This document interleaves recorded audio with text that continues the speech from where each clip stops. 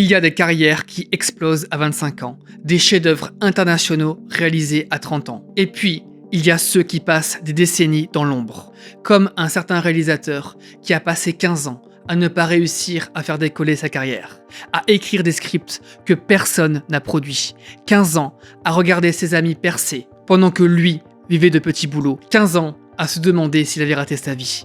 Et puis, à 36 ans, il réalise enfin son premier long métrage, un petit film de science-fiction indépendant fait pour une bouchée de pain. Un film repéré par Spielberg qui le choisira pour réaliser Jurassic World. Laissez-moi vous présenter le style et l'histoire inspirante de Colin Trevorrow.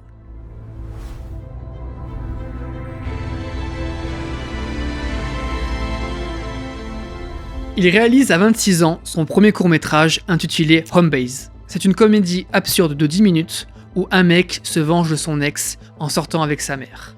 Le court-métrage devient viral, plus de 20 millions de vues à l'époque sur iFilm.com, le YouTube de l'époque. Il va percer, ça y est, c'est évident. Sauf que non, parce qu'après ce buzz, tout s'arrête. De 2003 à 2011, pendant 8 ans, Colin Trevorrow, qui rêve de cinéma, ne réalisera aucun long métrage. Pendant 10 ans, il vit l'enfer de ce qu'on appelle le Development Hell. Cet enfer créatif où vous écrivez des scripts pour des studios, vous vendez des projets, mais aucun n'est jamais produit. Il écrit pour DreamWorks, pour Columbia. Ses scénarios passent de bureau en bureau, se perdent dans des notes de production, puis finissent au placard. Il vit de petits boulots, comme par exemple l'écriture de pilotes de télé-réalité, mais n'est jamais crédité. C'est le travail invisible, celui qui ne mène nulle part. Pendant ce temps, ses contemporains de la NYU percent, comme un certain Cary Joji Fukunaga et John Watts, les futurs auteurs respectifs de True Detective et de la dernière trilogie de Spider-Man. Colin, lui, reste coincé dans l'ombre. À 35 ans, il commence à accepter l'idée qu'il ne sera peut-être jamais réalisateur. Il s'exile alors dans le Vermont, loin de la folie de Los Angeles. Mais en 2011, quelque chose change, car un certain Derek Connolly arrive. Derek et Colin se sont rencontrés à la NYU à la fin des années 90. Ils avaient essayé de monter un film ensemble intitulé The Stuntman vers 2007, mais qui a échoué. Les deux amis ne sont alors restés qu'en contact lointain par la suite. Alors que Colin s'installa dans le Vermont pensant sincèrement que sa carrière de réalisateur était derrière lui, Derek était resté dans l'effervescence de Los Angeles pour essayer de percer en tant que scénariste, mais en vain malgré son talent. Les deux amis se retrouvent après plusieurs années. Derek débarque chez Colin et lui parle de sa dernière idée. Un script de science-fiction inspiré d'une véritable annonce d'internet de l'époque qui mentionnait « Recherche quelqu'un pour voyager dans le temps. Attention, sécurité non garantie ». Colin lit le script et il le trouve drôle, touchant et surtout étrange. Il l'adore.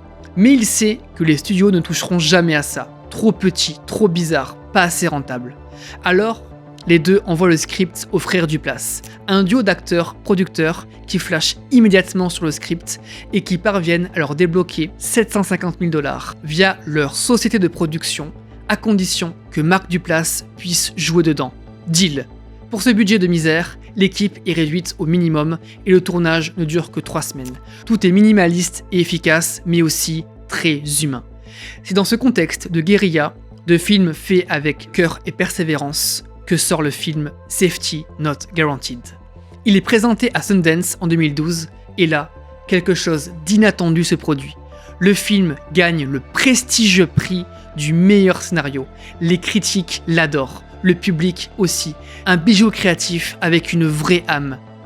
Colin déclara en interview « Je suis tellement reconnaissant que Derek m'ait présenté ce film au lieu d'aller vendre le scénario à un grand studio. » Mais le plus fou, c'est que dans la salle se trouve un producteur de 66 ans qui cherche un réalisateur pour reprendre la relève de sa célèbre saga de science-fiction, un certain Steven Spielberg. Spielberg cherche en effet quelqu'un pour relancer la saga Jurassic Park. Pas un technicien des effets spéciaux, ni un réalisateur des blockbusters formatés.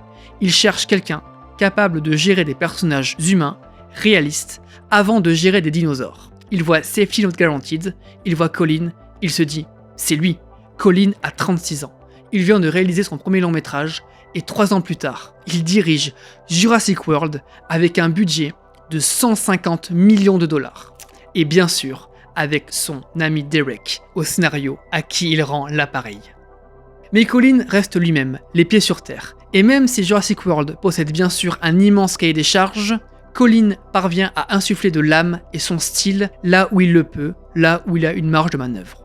Quand on y regarde de plus près, les deux films, Jurassic World et Safety Not Guaranteed, ont bien plus de points communs que l'on peut imaginer. Dans Safety Not Guaranteed, vous avez Mark Duplass, un homme marginal, cynique, qui vit en marge de la société.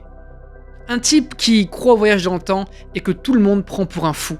Face à lui, Aubrey Plaza, une stagiaire coincée, rigide, obsédée par le contrôle et les plannings.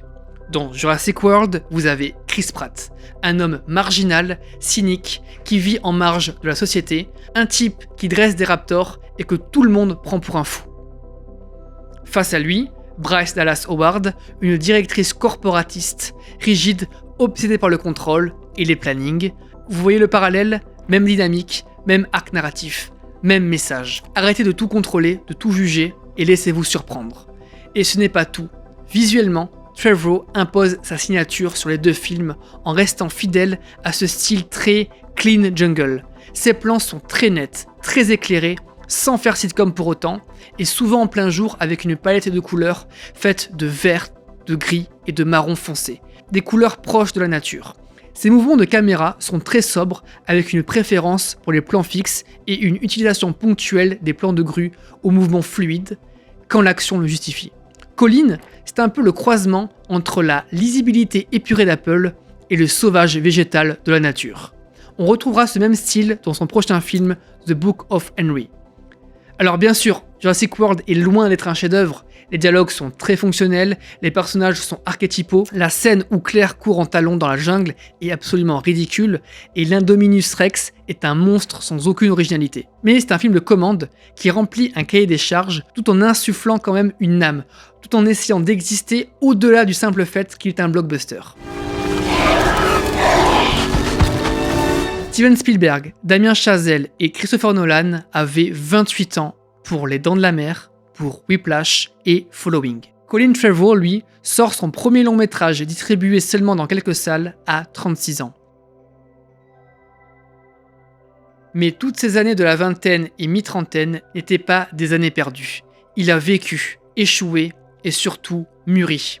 Et c'est ça le message de la carrière de Trevorrow. On peut passer 15 ans à écrire dans le vide, à avoir l'impression de rater sa vie, de voir les autres réussir, pendant que nous, on stagne, mais comprendre que le talent n'a pas de date de péremption. Son vrai succès n'est pas d'avoir réalisé en 2015 le 3e plus gros succès de l'histoire au box-office à l'époque, en dollars absolus, mais d'avoir su vivre épanoui pendant 15 ans, en dehors des projecteurs, tout en se tenant toujours prêt.